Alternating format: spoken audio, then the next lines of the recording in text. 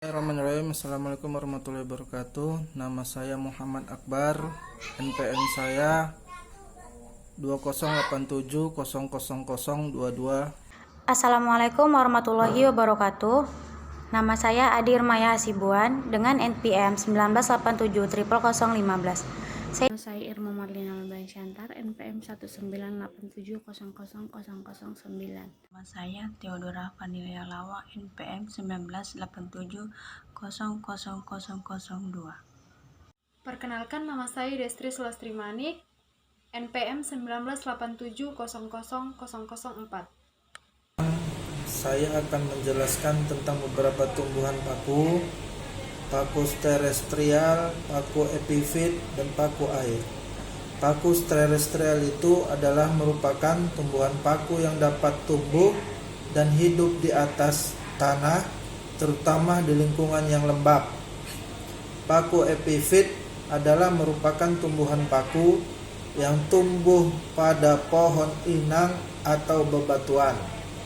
Dan paku air adalah merupakan nama sekelompok paku-pakuan yang kecil yang kesemuanya hidup di air, baik mengapung atau tumbuh di tempat yang tergenang.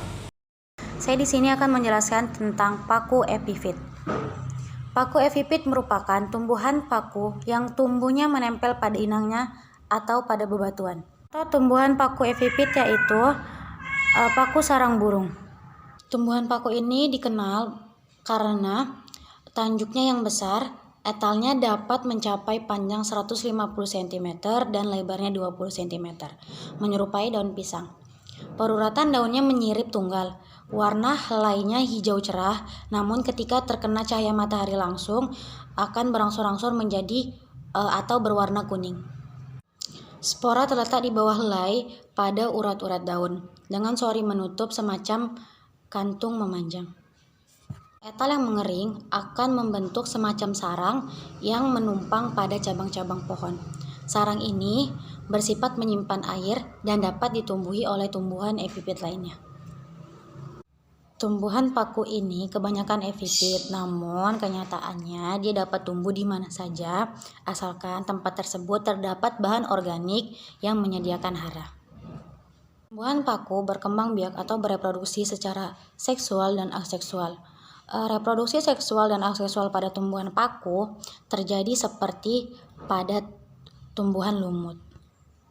Reproduksi pada tumbuhan paku juga menunjukkan pergiliran antara generasi gametofit dan generasi sporofit. Di sini saya akan menjelaskan mengenai tumbuhan paku air. Sebagai salah satu contoh, saya mengambil tumbuhan kembang sebagai sampel, atau sering juga disebut dengan tumbuhan apu-apu. Kiambang merupakan nama umum bagi paku air dari genus Alpinia. Tumbuhan ini biasa ditemukan mengapung di air menggenang seperti kolam, sawah, dan danau, atau di sungai yang mengalir tenang. Kiambang tidak menghasilkan bunga karena masuk golongan paku-pakuan. Kiambang bersifat heterospora, memiliki dua tipe spora, makrospora yang akan tumbuh menjadi protalus betina dan mikrospora yang akan tumbuh menjadi protalus jantan. Nah, tumbuhan kiambang atau yang sering disebut dengan apu-apu yang berbahasa Latin Pistia stratiotes menjadi salah satu tanaman air yang multifungsi. Selain sebagai penghias atau tanaman hias air, apu-apu berfungsi juga sebagai pembersih dari pencemaran air.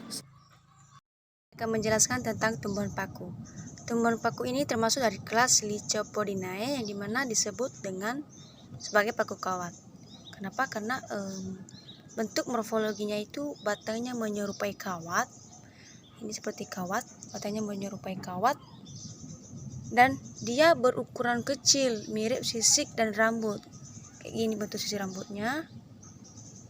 Daunnya itu tersebut tumbuh yang tidak beraturan, tetapi dia itu menyerupai bentuk seperti spiral gitu. Paku kawat juga memiliki sporangium yang keluar dari bagian ketiak daun, dan kemudian membentuk kerucut, dan habitatnya itu terdapat di area daratan dan terdapat juga di area-area di samping pohon karet. Terima kasih. Di sini saya akan menjelaskan satu contoh tumbuhan paku sejati. Tumbuhan paku sejati ini banyak ditemui pada hutan-hutan. Tumbuhan paku ini mempunyai daun yang berukuran besar duduk dan bentuk daunnya menyirip. Tumbuhan paku pada kelas ini ada yang hidup di air dan ada yang hidup di darat.